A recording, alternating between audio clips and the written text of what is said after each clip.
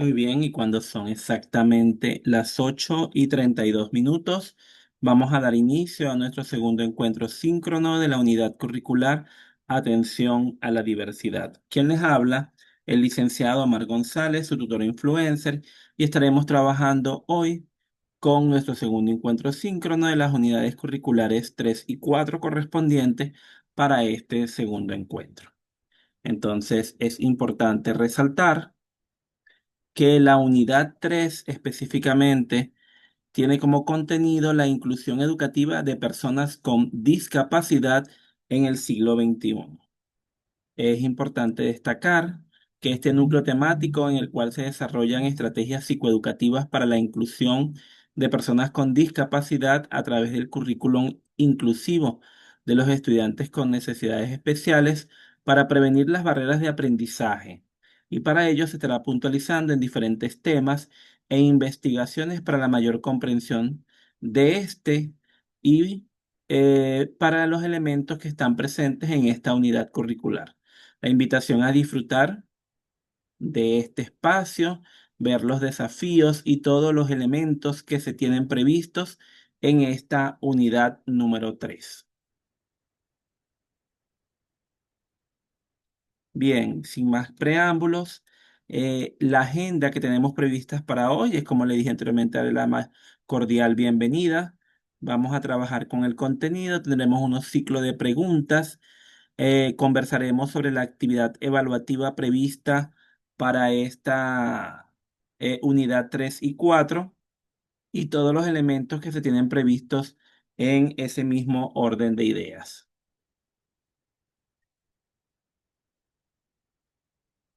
Entonces, fíjense, educamos en la diversidad, es la continuación del contenido programático que nos profundiza y que conversamos en esta unidad temática o en esta unidad curricular que es atención a la diversidad. Comenzaremos entonces con profundizar en lo que es el currículum inclusivo. Y cuando hablamos del currículo inclusivo, parte del supuesto de que los objetivos de aprendizaje son flexibles. Se concibe y se esboza como una metodología activa y participativa en la que se fortalece y favorece el protagonismo de los estudiantes, al tiempo que se promueve la interdependencia positiva entre los alumnos de una clase o los estudiantes de una clase. Con este concepto es claro e importante mencionar algunos elementos que componen o que rigen de alguna forma el currículo inclusivo. Destaca, por ejemplo, el fomento de redes naturales de apoyo como los círculos de amigos, el aprendizaje cooperativo y el espíritu de cooperación y colaboración.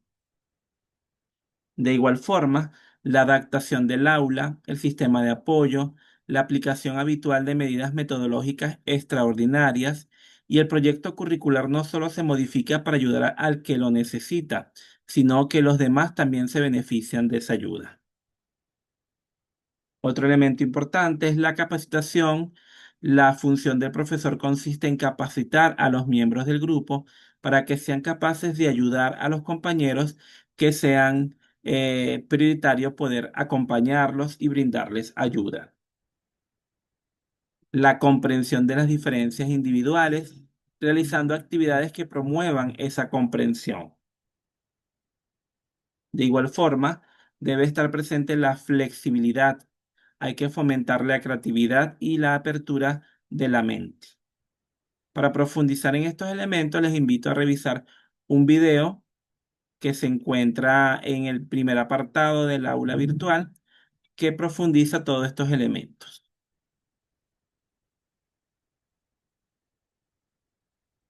En el mismo orden de ideas, también tenemos la evaluación en educación inclusiva. Y cuando hablamos de la evaluación en educación inclusiva, es un enfoque de la evaluación en los centros ordinarios donde la normativa y la práctica se diseñan para promover el aprendizaje tanto de los estudiantes con condición como el apoyo de los estudiantes que están en el mismo entorno. El objetivo primordial de la evaluación inclusiva es que todas las normativas y procedimientos sobre evaluación deben respaldar y fomentar la inclusión y participación de todos los alumnos que pueden ser objeto de exclusión, incluidos aquellos con necesidades educativas especiales. Los principios de la evaluación inclusiva son los que apoyan el proceso de enseñanza-aprendizaje de todos los estudiantes. La práctica de la innovadora evaluación inclusiva demuestra una buena práctica en evaluación para todos los estudiantes. El objetivo de la evaluación inclusiva es mejorar el aprendizaje de todos los estudiantes de los centros ordinarios. Todos los procedimientos, métodos e instrumentos de evaluación inclusiva dan información sobre el proceso de enseñanza-aprendizaje y apoyan el trabajo de los profesores. La evaluación inclusiva persigue capacitar a los alumnos para el conocimiento de su propio aprendizaje, así como ser fuente de estímulo para su futuro educativo. Esta información, fíjense que fue tomada de la Agencia Europea para el Desarrollo de la Educación Especial, información que está disponible en los informes nacionales que describen la normativa y práctica en evaluación, que es una data o una página web con información sobre cada país. Es un informe sumario de 19 idiomas y profundiza al respecto en estos elementos. Entonces, fíjense que la evaluación inclusiva tiene aspectos fundamentales en el desarrollo de la normativa y su aplicación en la agencia de los países que buscan la transformación y la adaptación curricular. Ahora bien, todo esto tiene que ver con el alumno con discapacidad. Entonces, fíjense que el alumno con discapacidad es aquel que presenta una deficiencia que puede ser física, puede ser motriz, puede ser intelectual, puede ser mental o sensorial. Y cuando hablamos de sensorial, es auditiva o visual. De naturaleza permanente o temporal, que limita su capacidad para ejercer una o más actividades de la vida diaria y puede ser agravada por el entorno económico, por el entorno social, por diversos elementos o factores que están allí presentes.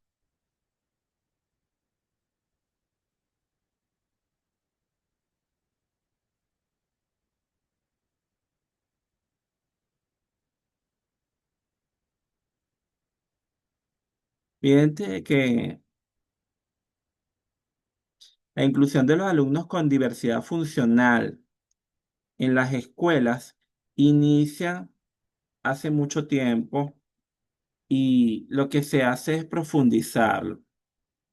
Numerosos aspectos están implicados en los procesos de inclusión educativa de los alumnos con diversidad funcional, tales como los pedagógicos, el material de apoyo necesario, las condiciones de la comunidad escolar, entre otros. Un factor central son los aspectos psicosociales presentes en dicho proceso y en especial las formas de interacción que se producen entre los alumnos con discapacidad y el resto de los actores que están presentes en el espacio escolar. Eh, Hay muchas investigaciones que tratan al respecto de todos los elementos que están allí presentes. Fíjense que otro importante elemento a resaltar es que la declaración hecha en la Convención de Salamanca en 1994 constituye el amplio paraguas bajo el que se cobijan los proyectos inclusivos de los países que se han suscrito a ella. En dicha declaración se señaló que las escuelas deben acoger a todos los niños independientemente de su condición social, su condición física, económica, étnica, cultural, entre otros. Ellos deben tener derecho a la educación sin importar si son niños en condición de calle o si tienen o presentan alguna discapacidad. La escuela debe presentarse o convertirse en un espacio que admite la diversidad física, cognitiva, social y cultural. En este sentido, la inclusión es una propuesta que incide en los modelos tradicionales de la educación al buscar la incorporación de los diversos actores sociales. Para que esto ocurra es preciso ir más allá de permitir el ingreso de todos los alumnos a la escuela. Es necesario que se les brinde una educación de calidad para que se despliegue sus potencialidades y sus atributos y particularidades. Para que el proceso inclusivo ocurra es necesario considerar diversos factores, tales como la información, la sensibilización y la capacitación de los actores participantes, implementando las adecuaciones físicas y curriculares, colaborando con los profesionales de manera necesaria, fomentando la atención de materiales y equipos requeridos y la incorporación de todos los actores en el proceso inclusivo. La inclusión no solo involucra los aspectos pedagógicos. Participan también los procesos psicosociales en que los alumnos están inmersos. Las interacciones con los otros, el aprendizaje de roles, la asunción de valores o los factores que adquieren mayor relevancia durante la adolescencia.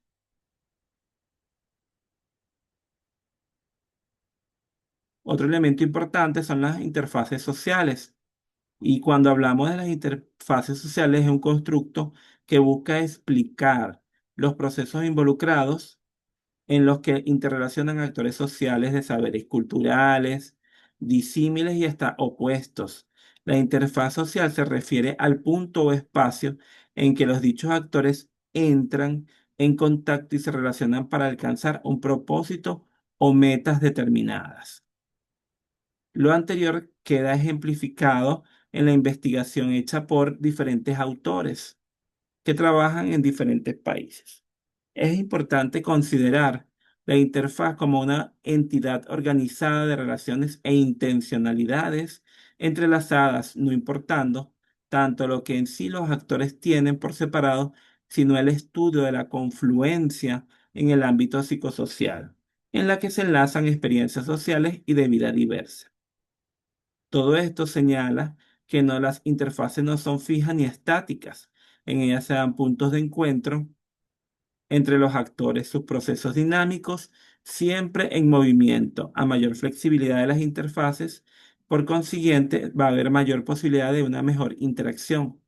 Por el contrario, si hay rigidez, habrá mayores dificultades para generar verdaderos puntos de intercambio y de aprendizaje que, al fin de cuentas, es lo que, es lo que se busca. Entonces, fíjense que este es el concepto que se tiene entonces del alumnado con discapacidad. Ahora bien, ¿cuáles son los tipos de discapacidades?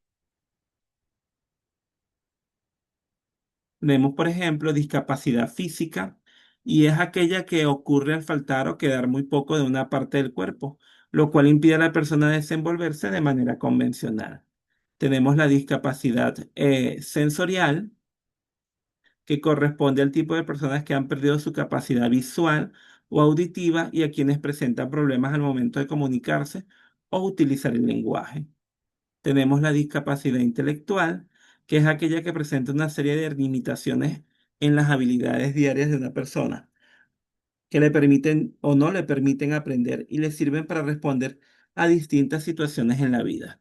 Se hace más fácil de llevar si su entorno ayuda a hacerles más sencillas las cosas. A las personas con discapacidad intelectual se les hace más complicado aprender, comprender y comunicarse. Es irreversible, es decir, dura para toda la vida. Y no solo es un impacto que sufre el individuo, sino también que es un reto muy fuerte para toda la familia. Es importante decir que es la discapacidad intelectual no quiere decir que las personas sean enfermas. Por el contrario, son personas como nosotros con muchos sueños en la vida y ganas de alcanzarlos. Si se reúnen las condiciones adecuadas, pueden progresar y lograr objetivos. Y también tenemos la discapacidad psíquica. Es aquella que está directamente relacionada con el comportamiento del individuo. Se dice que una persona tiene discapacidad psíquica cuando presenta trastornos en el comportamiento adaptativo. Este tipo de discapacidad se podría incluir en categorías, ya que tiene que ver con enfermedades mentales. Sus causas son la depresión mayor, la esquizofrenia, la bipolaridad, los trastornos de pánico, trastorno de esquizomorfo, el síndrome orgánico, el autismo y el conocido como síndrome de Asperger.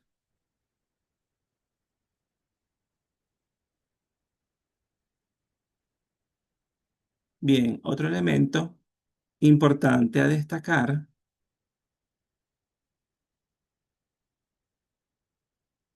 con referencia a los tipos de discapacidad es la amplia eh, categorización que podemos encontrar, la clasificación que se han presentado en diferentes espacios y cómo esa clasificación responde a un sinfín de elementos que son interesantes verificar, ¿no?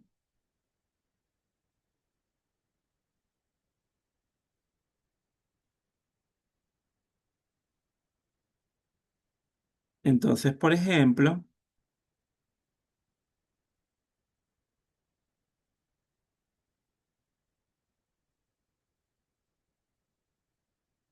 eh, la Organización Mundial de la Salud los clasifica, por ejemplo, en discapacidades sensoriales y de comunicación. Y entonces ahí tenemos ceguera total, ceguera parcial, también tenemos discapacidades múltiples y otras, en la que son limitaciones para moverse o caminar, o limitación para moverse, caminar y aunado a eso, dificultades para oír, discapacidades sensoriales y de la comunicación,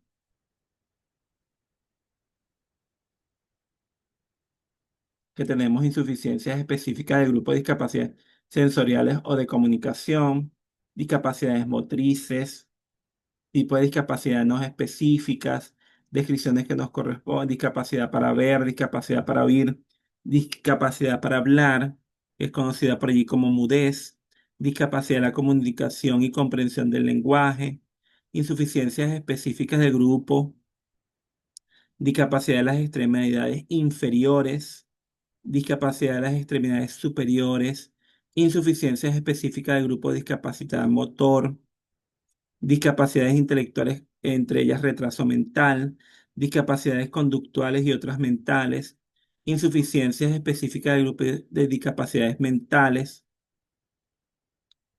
discapacidades sensoriales de la comunicación.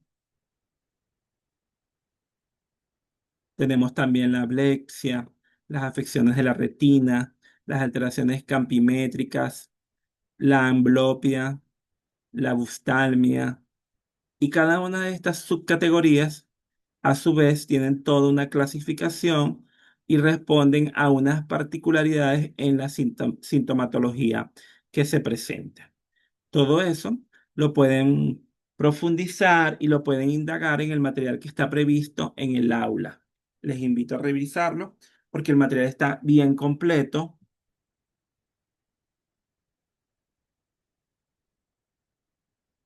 y es interesantísimo que lo puedan revisar.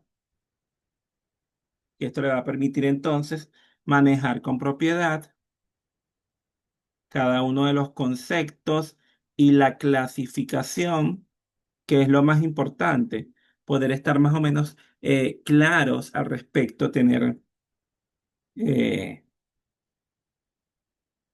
una clasificación más amplia con referencia a eso.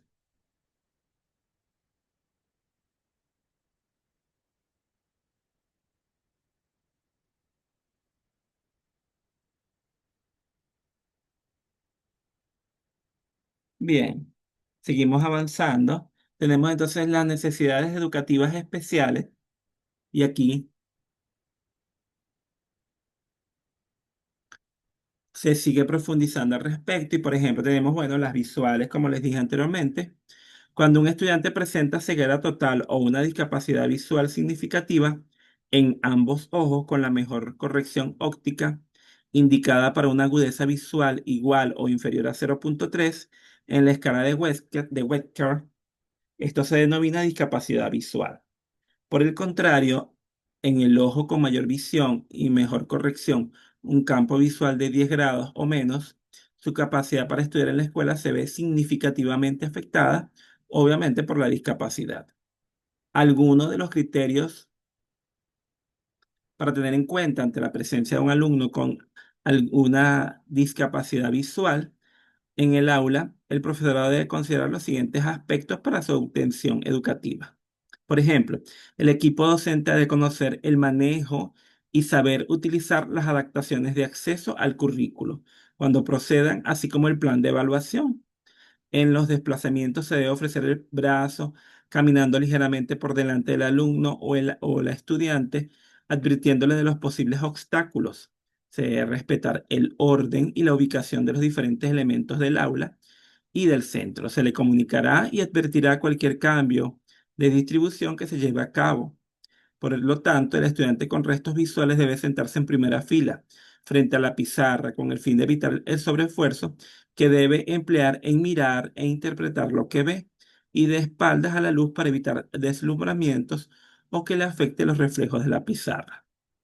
Otro elemento es identificar y dirigirse al estudiante evitando gesticular, ofrecerles descripciones precisas sobre la situación de las personas o de los objetos, dándoles puntos de referencias precisos.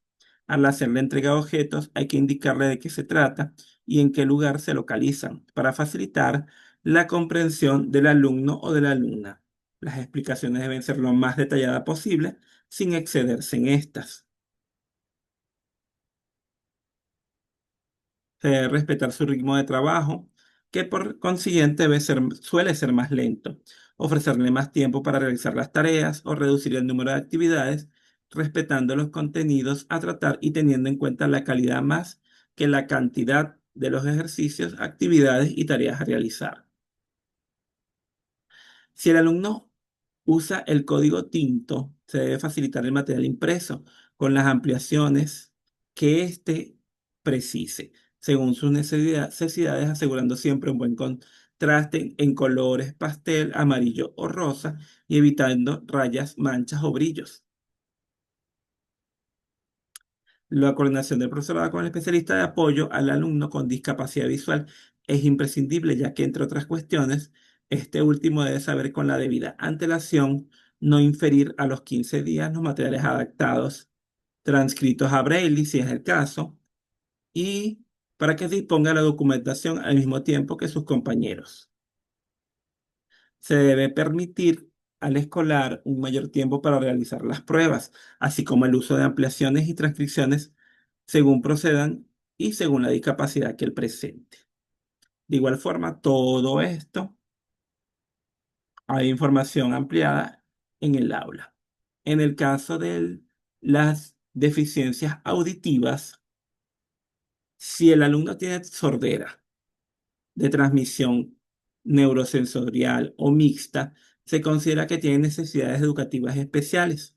Si presenta sordera total o hipoacusia con una pérdida media entre ambos oídos superior a 20 decibeles y con un código comunicativo ausente o limitado en su oral, su aprendizaje, particularmente el crecimiento de sus habilidades de comunicación y lenguaje, debe verse significativamente afectado por su discapacidad.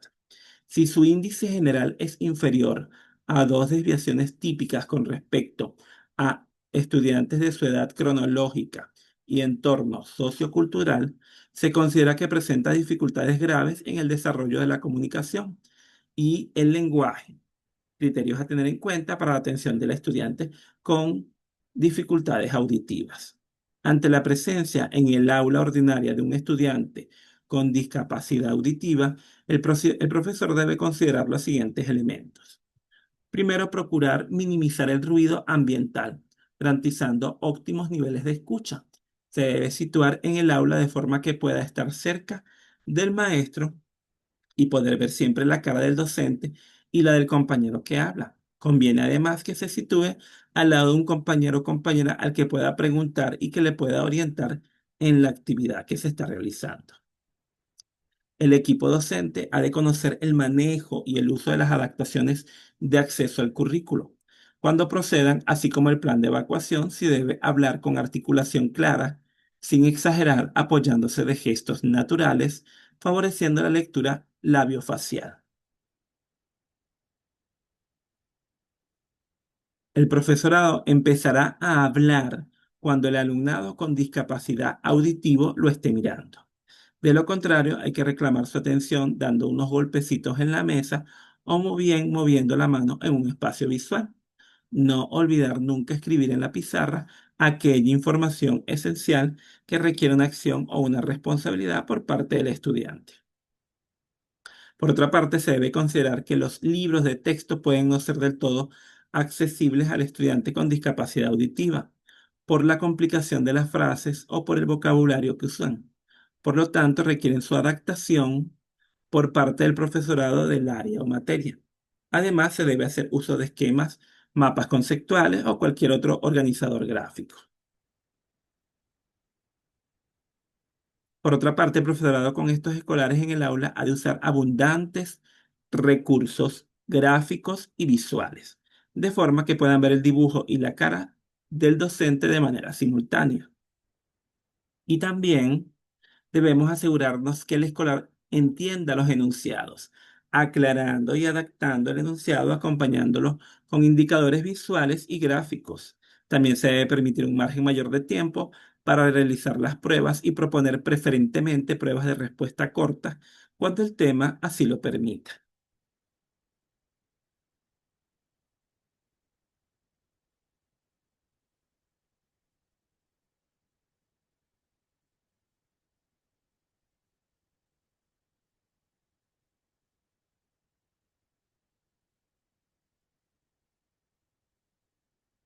Otro, en el caso de intelectuales, discapacidad intelectual, se supone que el alumno o alumna presenta necesidades educativas especiales con discapacidad intelectual, cuando presenta limitaciones sustanciales en su funcionamiento actual, con implicaciones importantes en su aprendizaje escolar.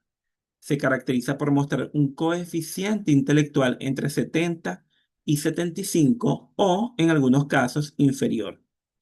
En su capacidad intelectual y por presentar un percentil inferior a 5 en al menos una de las destrezas adaptativas conceptuales, prácticas o sociales, estas limitaciones han de estar presentes antes de los 18 años de edad.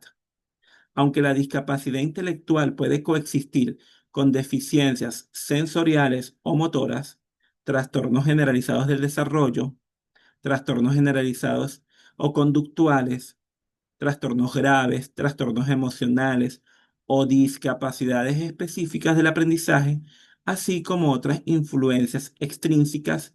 Y cuando hablamos de influencias extrínsecas, hablamos de problemas socioculturales e instrucción inadecuada o, o incapacidad de estar presente en esa atención. No es el único resultado de estas condiciones o influencias. Puede ampliar, les invito también a ampliar su conocimiento en lo que está presente en las estrategias para la discapacidad intelectual de la magíster María Elena González, que amplía al respecto todo este contenido. En el mismo orden de ideas, los criterios a tener en cuenta para la atención del alumno con eh, discapacidad intelectual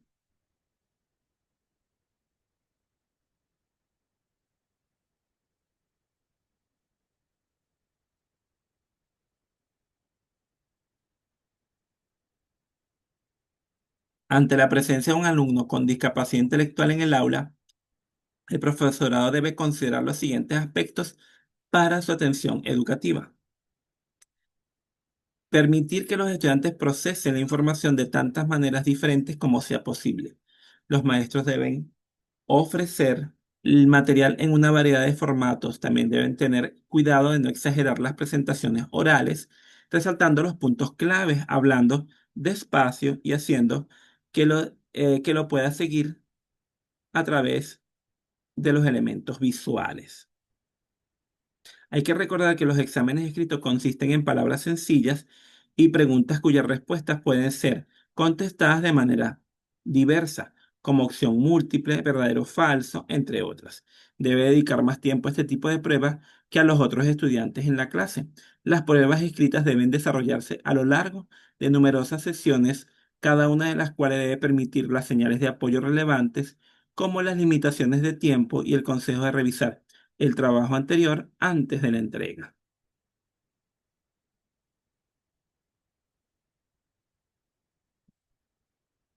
Ahora bien, en el caso de discapacidades motrices, pueden definirse como una desventaja derivada por una imposibilidad que limita o impide el desempeño motor de la persona afectada. Por lo tanto, las partes afectadas con los brazos o las piernas incluye a todas las personas que muestran discapacidades para andar, para manipular objetos, para coordinar, para movimientos, para hacer las tareas de vida cotidiana y entre otros muchísimos factores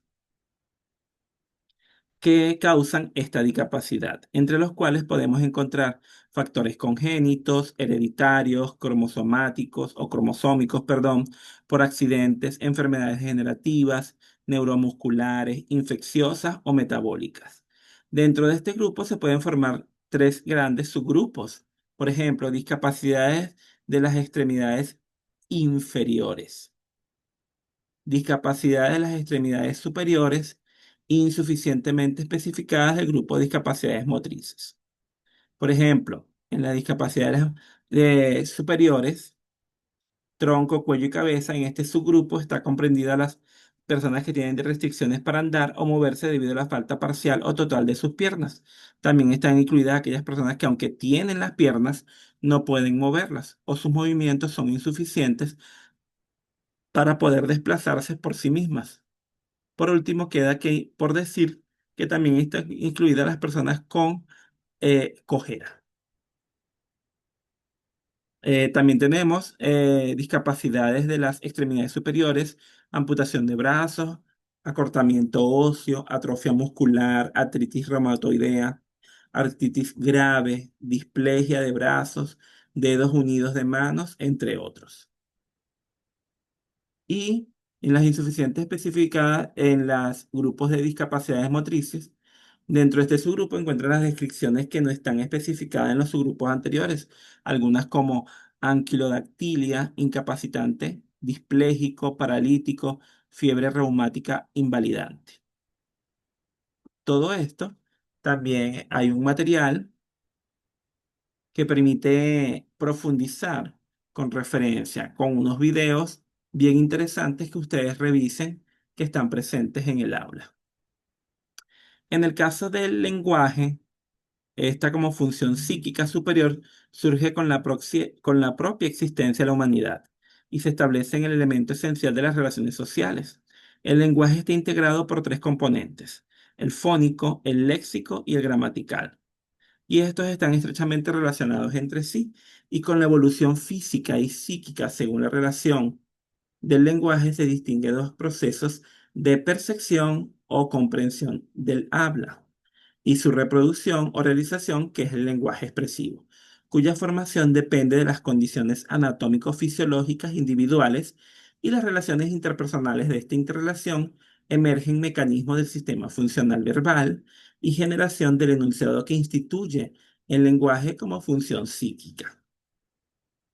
Dentro de las discapacidades propuestas como necesidades especiales educativas, las escuelas inclusivas se centran en demasiada frecuencia en una práctica de intervención específica focalizada en la atención y las características del alumnado, y se limita a la actuación individual y especializada, de acuerdo a las necesidades del mismo.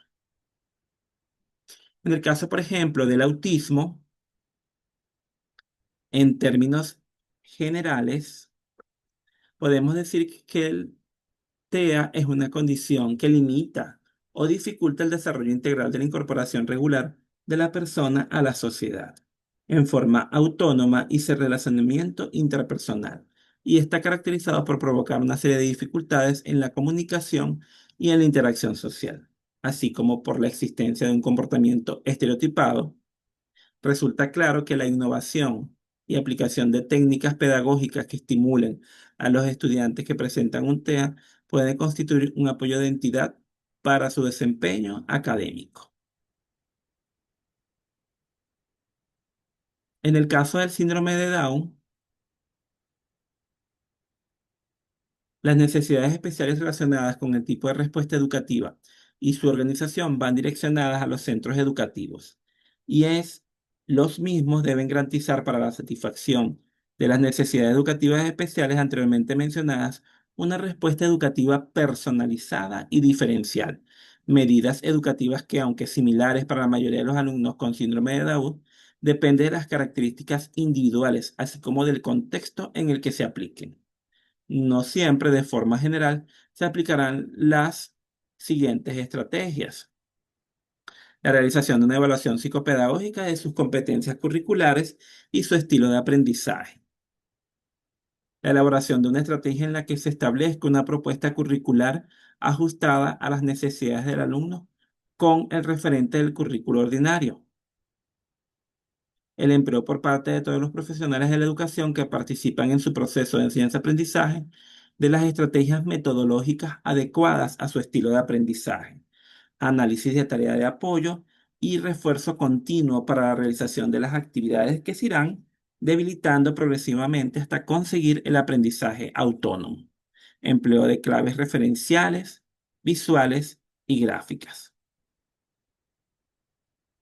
La atención educativa especializada para el desarrollo cognitivo y del lenguaje por parte del grupo de apoyo. La supervisión, asistencia y cuidados por parte del monitor de educación especial cuando sea necesario. Hay muchísimas necesidades especiales que se van relacionando a las capacidades básicas del estudiante, teniendo en cuenta que cada niño con un ritmo de desarrollo muy particular en el ámbito psicomotor, cognitivo del lenguaje y social requiere una adecuada estimulación, principalmente en los primeros años de escolarización. Ahora bien, entre las necesidades más relevantes se desarrollan deben entenderse como pilares básicos sustentados de la atención educativa que le ofrezca escuelas tales como la mejora de su capacidad perceptiva, visual y auditiva, el desarrollo de habilidades y destrezas motrices implicadas en la coordinación dinámica, el control postural, las conductas motrices, la estimulación de las funciones cognitivas básicas, la atención, la memoria, así como los procesos de representación, la simbolización y extracción que conduzcan a superar y completar los diferentes estadios evolutivos.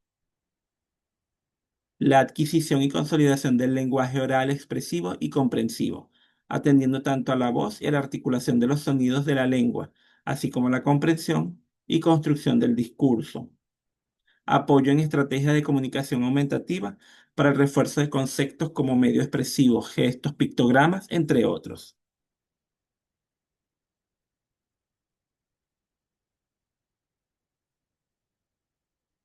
Otro elemento interesante a resaltar son las barreras de aprendizaje para estudiantes con discapacidad.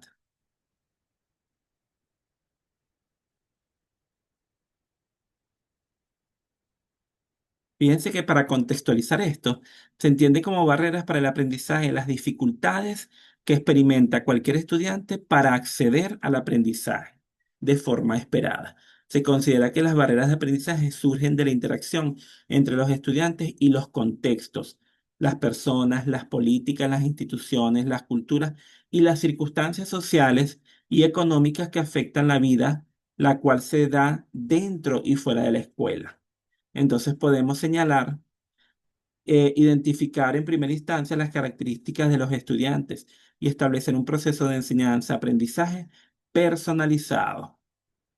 Reconocer que la diversidad es una característica inherente de la naturaleza humana y una posibilidad para mejorar y enriquecer de las condiciones y relaciones sociales y culturales entre las personas y los grupos sociales. Y entender que todo centro educativo no solo es instructivo, sino también relacional y formativo.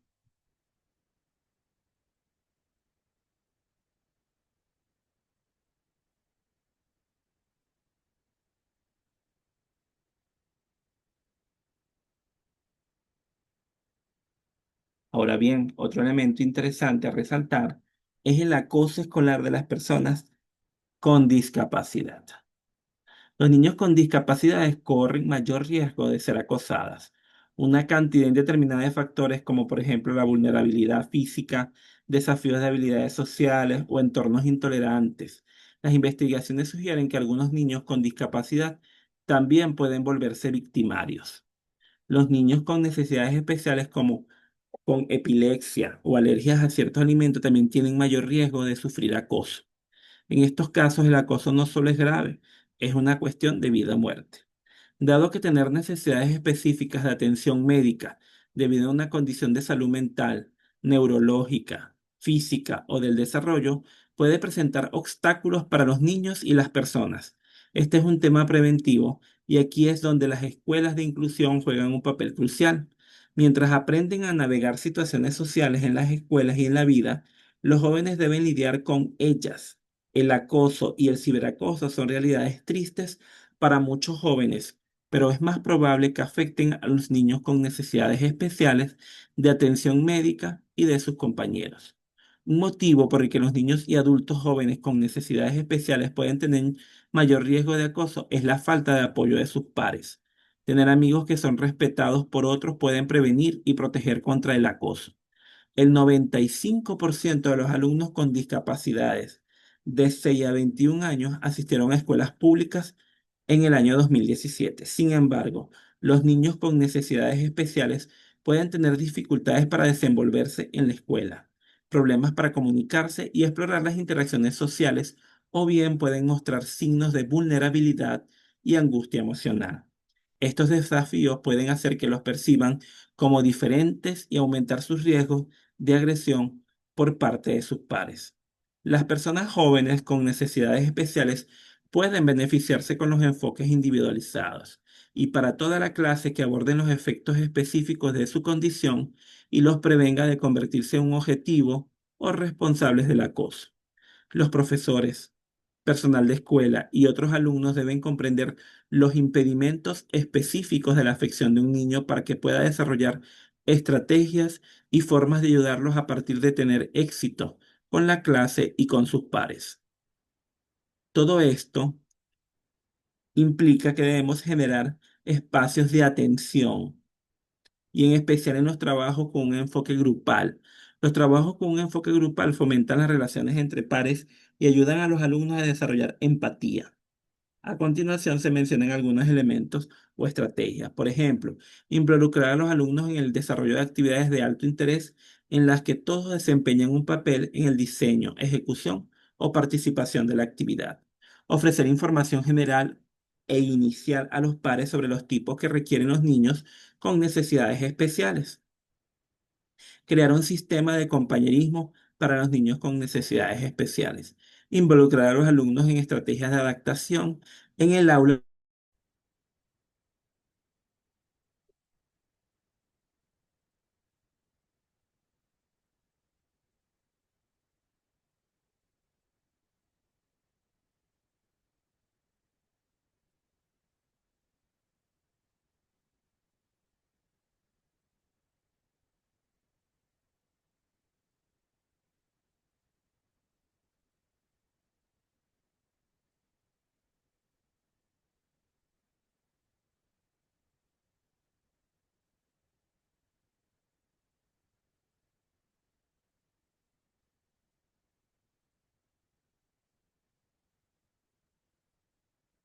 Bien, continuamos entonces.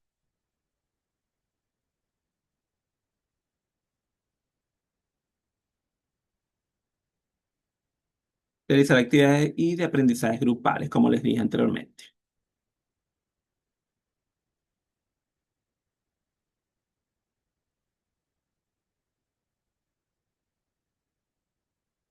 Bien, ¿alguna pregunta, alguna duda que tengan hasta ahora?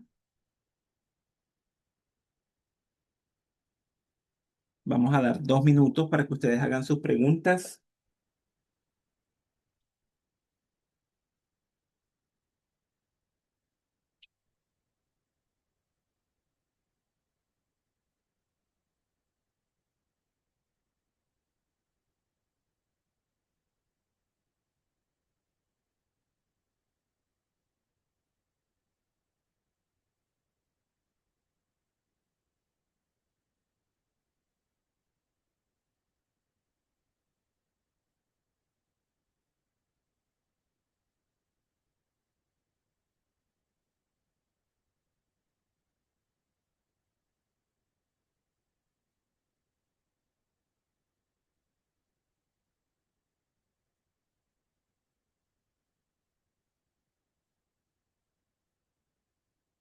Muy bien, continuamos entonces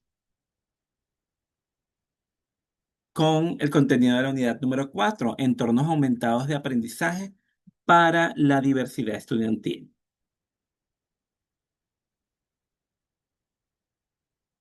En este caso, hablaremos, para comenzar, uso de las TICs como enseñanza o como enseñanza accesible.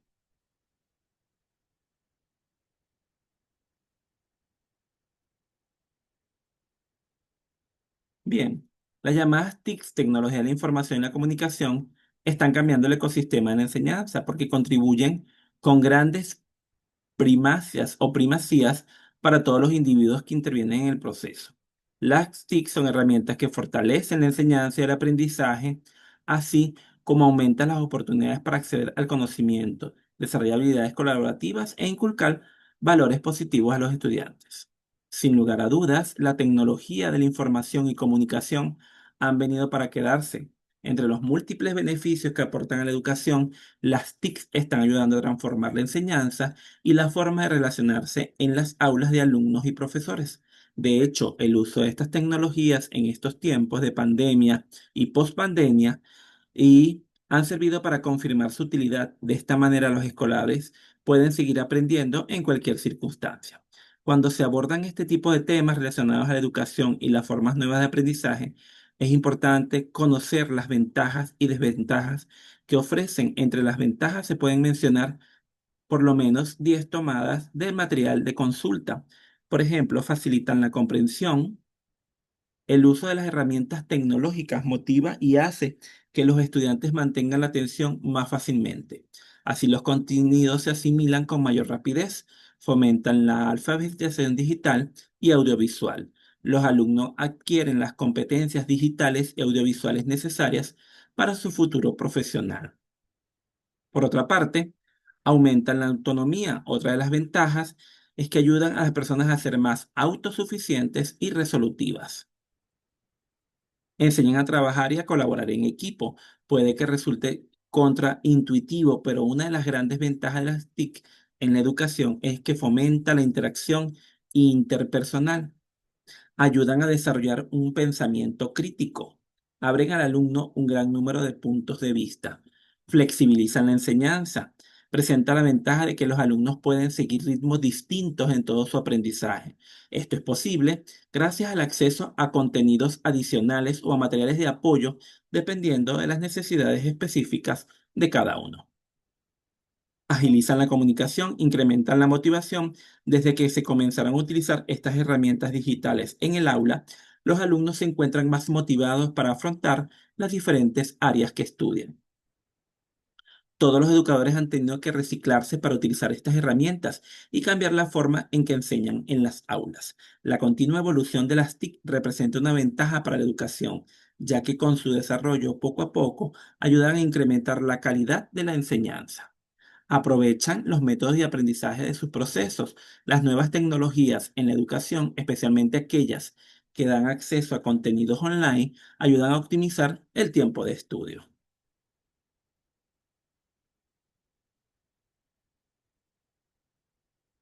Ahora bien, también podemos encontrar algunas desventajas con referencia a esto.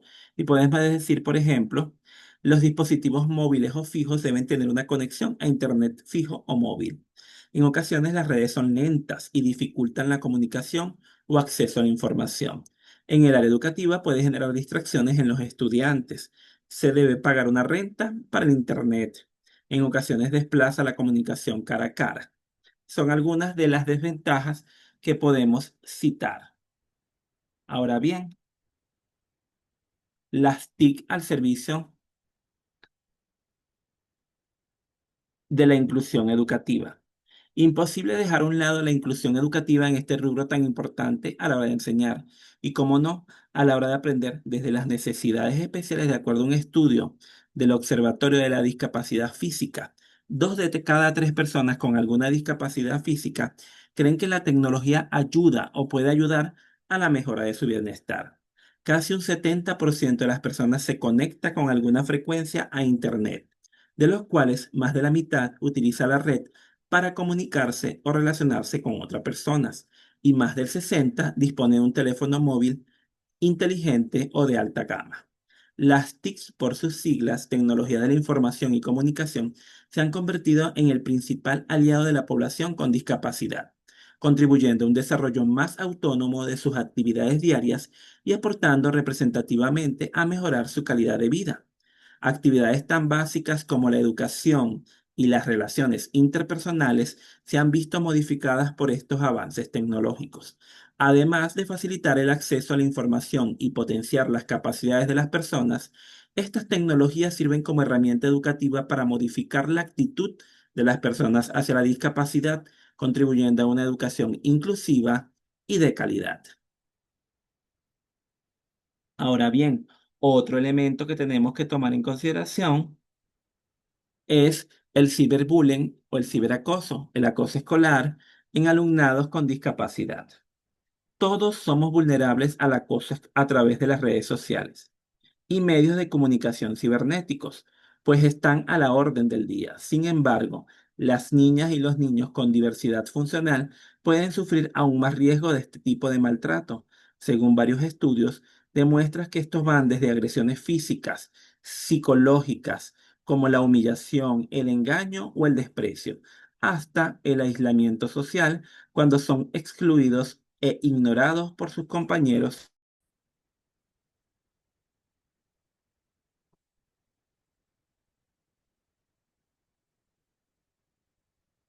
Bien, entonces fíjense cómo todos estos elementos están presentes y les invito a profundizar el material que se encuentran en el aula, que nos amplía todos los elementos que están presentes o que pueden atentar contra el alumnado con discapacidad cuando hablamos del ciberbullying o ciberacoso.